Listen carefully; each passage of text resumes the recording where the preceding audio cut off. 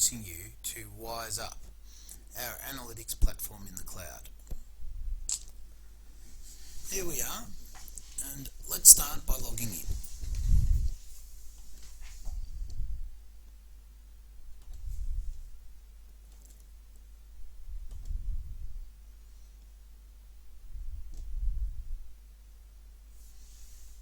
First thing you'll see when you log in is at the top there's a series of simple menu actions you can do. Today we'll focus on the upload first, which is the most critical part.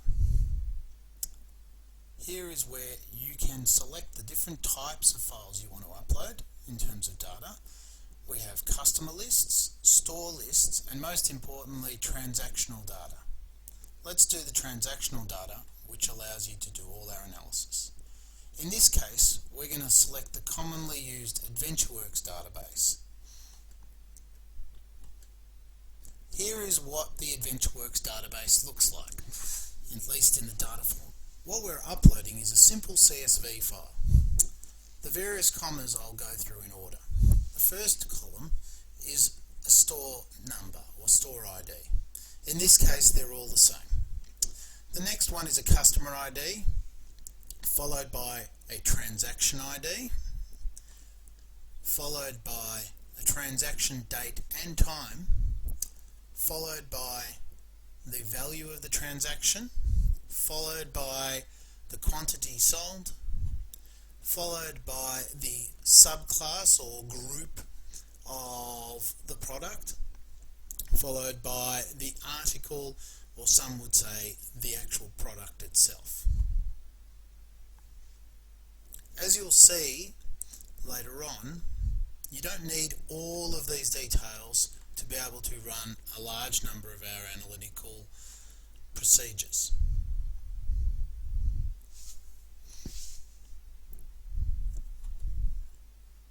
Just make sure before you try to upload the file you've closed it. That's a helpful hint. Right now we're uploading the file to our cloud server.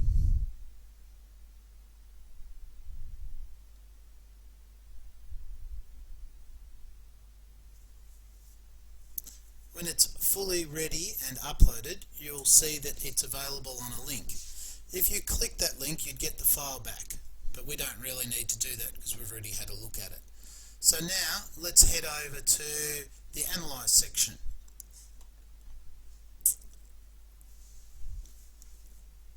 Right now, we're going to look at a separate set of analysis because behind the scenes, our analytics platform is now running a series of processes or analysis over the data you've uploaded.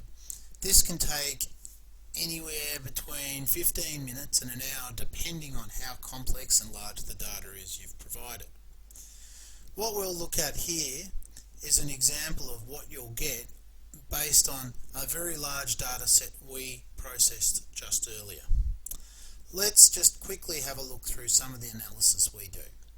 There's association rules between different items, there's price sensitivity for customers, there's recommendations for customers, and there's also critically a couple of campaign related analysis which support you being able to measure uplift and initialize and set up a target group for your campaign. Let's right now go to the data summary, which is probably where you should always start once you're on the summary report. At the top we have a chart showing sales and number of customers through time. This is critical for you to be able to check the consistency of the data in our system against your expectations.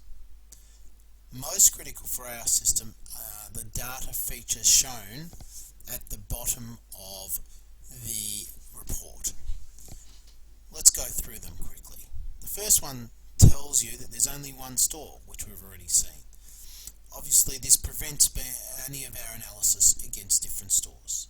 The next point is we have identified large numbers of customers or multiple customers with repeated transactions.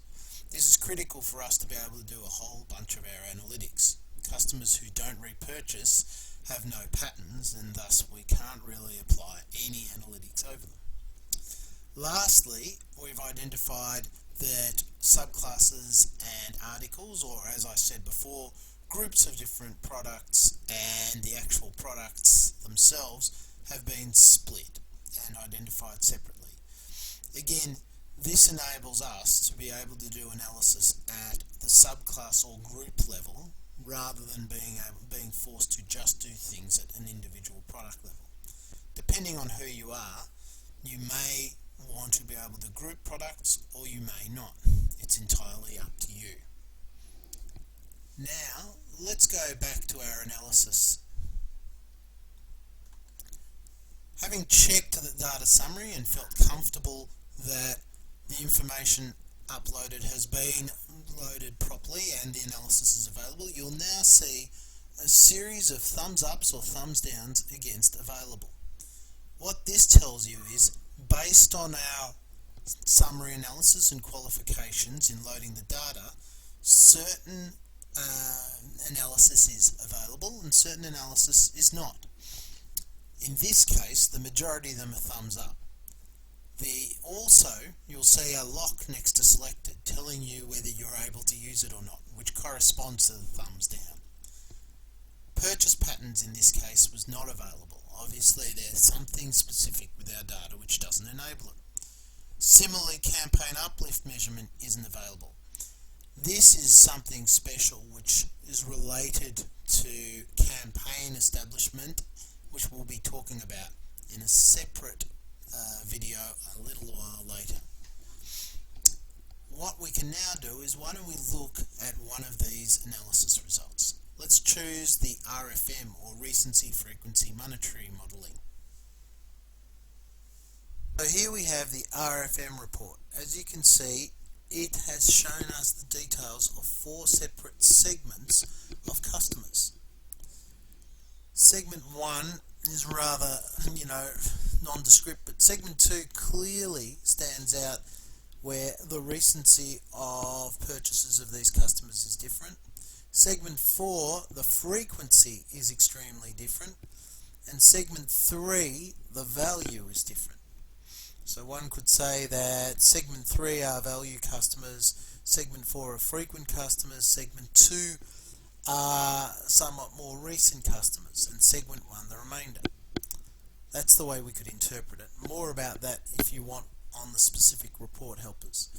We then talk about the average of the various segments further down the report, and we actually provide the specific rules that you have to split out these various segments. And finally, the number of customers included in each segment. Before we finish, let's quickly go through the other main menu options that are available within WizeUp. Manage will show you a list of the various groups you have. Some of these are transaction groups, some of these are for store and customer lists. Store and customer lists can be loaded in to enable you to do analysis. Customer transactions are critical, and you can create more than one if you would like to split your data so that you can analyze, say, 2 separate businesses. Once you've opened one of these, we can hit the information button, and that'll tell us all about what analysis has been performed and is available for that group, and then we can link and view it. And it also gives us details of the history of any data that we've loaded into that specific group. Next, and our final thing we'll look at today, is the campaign analysis section. We'll just quickly review what you can do here. You can look at campaign names and create campaigns, and then within each campaign you can put it either in a planning state or post-campaign for analysis. During a planning state, we enable you to be able to generate specific target files of customers so that you can use our specific analysis to drive selections, and once it's in post-campaign, we'll generate a series of analysis off the back of the campaign and your transaction data. That's all for today. We're Wize Analytics. If you want to contact us, you can go to our website, you can follow us on LinkedIn, or you can email us at info@wizeanalytics.com. Thanks.